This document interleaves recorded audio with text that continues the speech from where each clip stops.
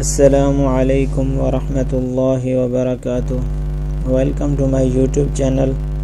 Today in this video inshallah we will read Suratul Baqarah ayat number 62 to ayat number 63.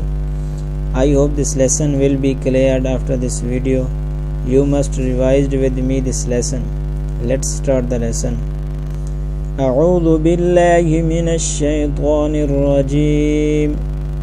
بسم الله الرحمن الرحيم. إن الذين آمنوا والذين هادوا والنصارى والصابئين من آمن بالله واليوم الآخر وعمل صالحا فلهم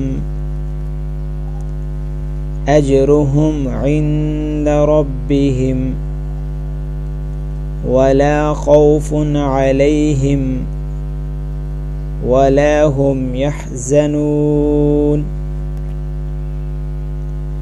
وإذ أخذنا ميثاقكم ورفعنا فوقكم الطور خذوا ما آتيناكم بقوة واذكروا ما فيه لعلكم تتقون.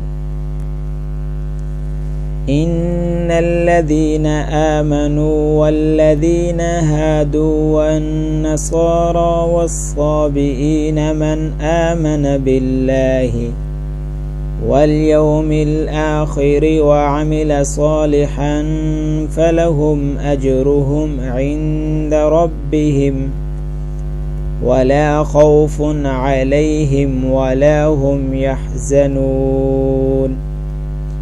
وإذ أخذنا ميثاقكم ورفعنا فوقكم الطور خذوا ما آتيناكم بقوة واذكروا ما فيه لعلكم تتقون.